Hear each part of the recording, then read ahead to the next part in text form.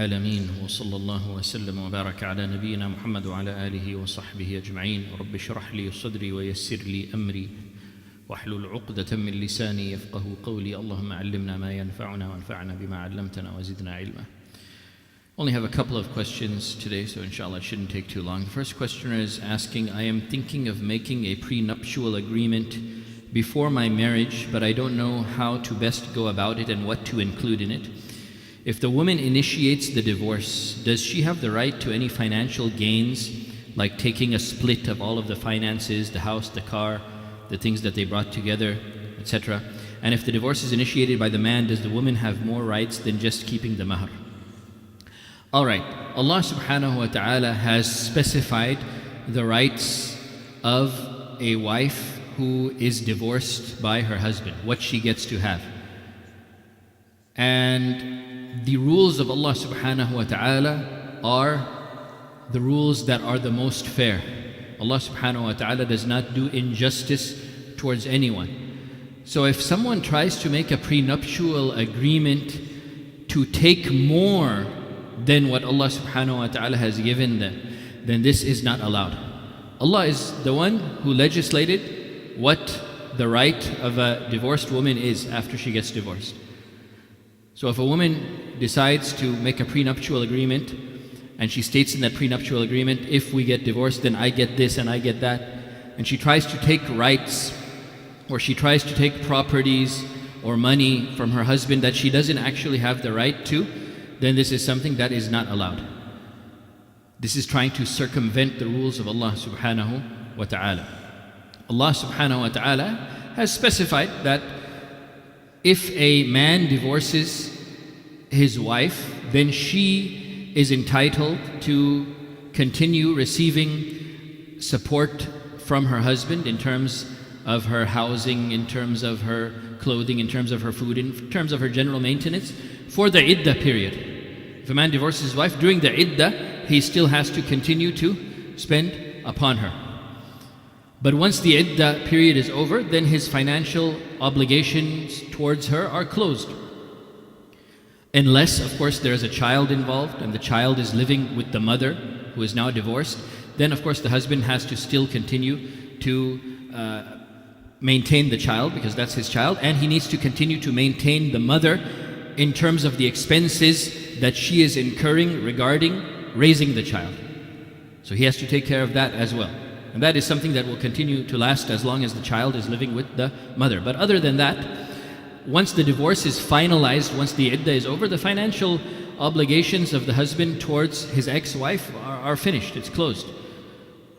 Right? So it's not like, oh, she gets to take 50% of his property, or the other way around is also not allowed. If she is independently wealthy and a divorce occurs, then he does not have a right to take 50% of her property. No, this is dhulm, this is oppression. And the rules of Allah subhanahu wa ta'ala are rules of fairness and justice. So if a man divorces his wife, he needs to continue to maintain her during the iddah period.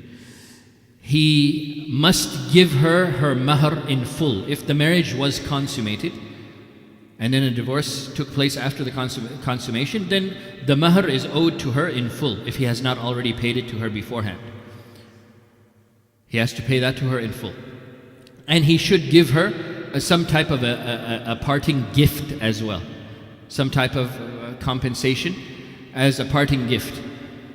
And this is something that depends upon his own financial situation. If he's a rich person, he can give a little bit more. If he's poor, according to what is reasonable for him. Allah subhanahu wa ta'ala says, عَلَى الْمُوسِعِ قَدَرُهُ وَعَلَى الْمُقْتِرِ قَدَرُهُ مَتَاعًا بِالْمَعْرُوفِ حَقًّا عَلَى الْمُحْسِنِينَ.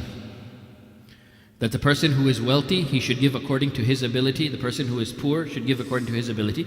This is like a gift that is given, a parting gift that is given when a man divorces his wife. And this is in addition to the mahr.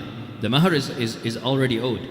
But there should also be some reasonable parting gift that is given as well. In another verse, Allah subhanahu wa ta'ala says, وَلِلْمُطَلَّقَاتِ مَتَاعٌ بِالْمَعْرُوفِ حَقًّا عَلَى الْمُتَّقِينَ. That those women who are divorced, they have a right to receive this parting gift from the husband that divorced them. And it's not a specific specified amount. Rather, it is something that is reasonable according to the financial situation of the husband.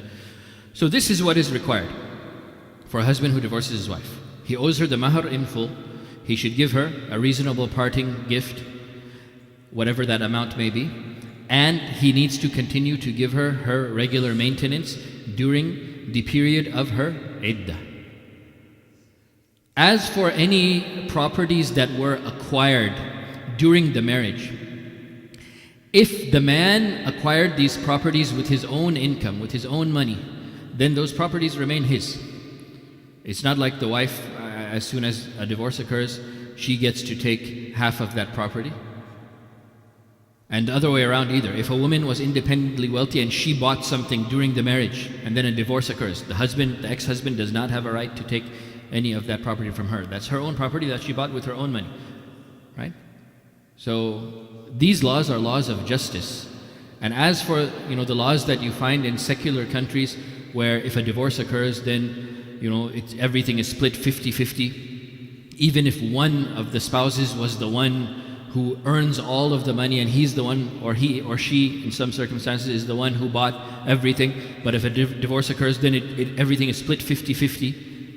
This is not Islam, and this is not fair. And you cannot make a prenuptial agreement. A Muslim cannot make a prenuptial agreement that tries to take rights that you don't deserve.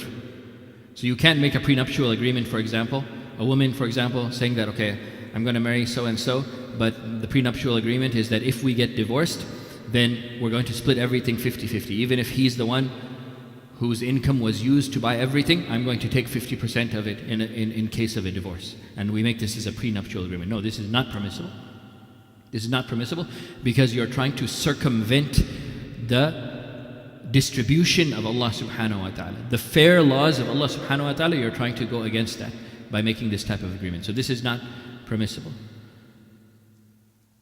In terms of making a prenuptial agreement that will protect the rules of the Sharia, this is something that is allowed, and actually this is something that is recommended. For example, living in the US, the divorce laws are very unfair. Like we mentioned, 50-50 split, for example.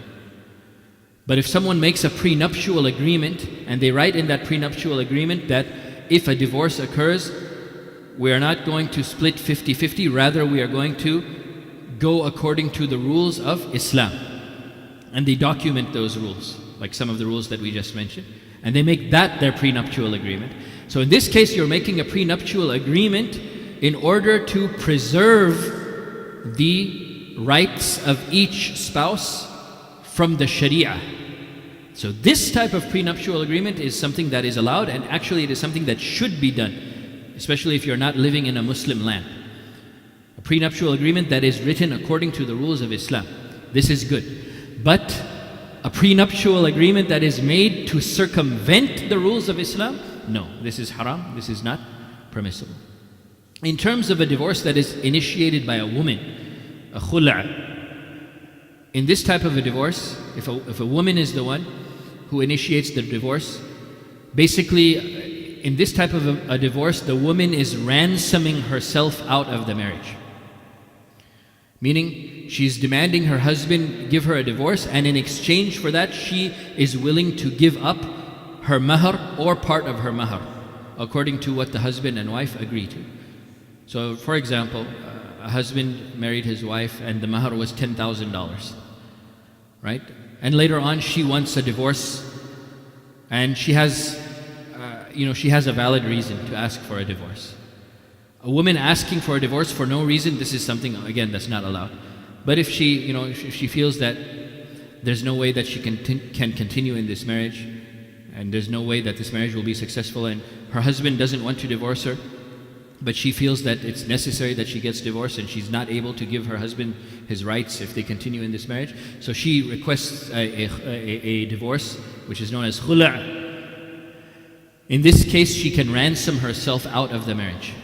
So her mahar, let's say, was $10,000. She can say to her husband, who is unwilling to divorce her, she can say to him, look, if you just give me a divorce, I will give you that $10,000 back. You can take the mahr, or you can take $5,000, or whatever they agree upon.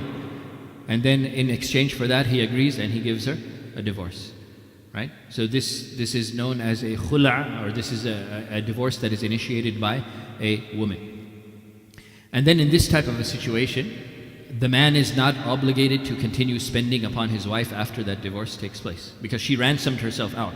So she loses the right to the maintenance, after that divorce takes place. So basically, if a person makes a prenuptial agreement that is in accordance with the rules of Allah subhanahu wa ta'ala, in order for the Islamic way to be used in the case of a divorce, if they make a prenuptial agreement so that it doesn't go to the courts and things don't get distributed unfairly, if you make a prenuptial agreement to preserve the rights of each spouse according to the Sharia, then this is fine. A prenuptial agreement to preserve the rights and you write it according to Islam, this is fine. But a prenuptial agreement that is made in order to take more rights than you actually have been given by Allah subhanahu wa ta'ala, this is something that would not be allowed. And the last questioner is asking, I have a medical issue with my foot where I have to wear orthotics, especially if I'm going to stand for a long period of time. When I go to Mecca for Hajj or Umrah, can I have a special pair of slippers with orthotics that I can wear for tawaf? Alright, regarding the type of slippers that a person in ihram can wear, a person who is in ihram for Umrah or for Hajj, the type of slippers that they can wear is a slipper that exposes the heel. The heel should be exposed and the ankles should be exposed. The heel and the ankles should not be covered, rather they should be exposed. And the top of the foot should be exposed. So like the regular flip-flop type of slippers, for example, or other types of slippers where the majority of the top of the foot is exposed, then this is a type of sandal that is permissible to wear in ihram. So the ankles, the heel, and most of the top of the foot should be exposed. So if the shoes that you are wearing, these medical shoes that you're wearing, if they fulfill these conditions, meaning the ankles are exposed, the heel is exposed, and most of the top of the foot is exposed, then there's no problem in wearing such a medical slipper, and you can wear it inshallah. And even in tawaf, it would be fine to wear such a thing. It would be fine to wear such a slipper even while making tawaf, especially if it's medically necessary. Usually, when you go into the haram and you're making tawaf, you remove your shoes. But if there's a medical reason to wear these special type of shoes, and as long as they fulfill these conditions that they are suitable for ihram, then there would be no problem in wearing these type of shoes. But if they're a special type of shoe that does not fulfill the conditions of the sandals that can be worn during ihram, meaning if the ankles are covered, for example, or the heel is covered, and it resembles more like a shoe rather than a sandal, but you have to wear this for medical purpose, then this would also be permissible to wear during ihram, but you would have to offer a dam for this. You would have to sacrifice an animal, because wearing this type of a shoe is from the mahdhurat al-ihram. It is from the prohibited things in ihram. So if somebody does this for a valid reason, like a medical purpose, then it's halal, it's permissible. You're not committing a sin by doing that, but you still would have to offer the expiation. You would have to offer the expiation and sacrifice an animal for doing that. So we ask Allah subhanahu wa ta'ala to show us the truth as the truth and allow us to follow it. We ask Allah subhanahu wa ta'ala to show us falsehood as falsehood and allow us to stay away from it. And we ask Allah subhanahu wa ta'ala to keep us upon the straight path. Ameen. Barakallahu feekum. Wallahu a'lam. Wa sallallahu wa sallam wa baraka ala nabiyyina Muhammad wa ala alihi wa sahbihi ajma'in.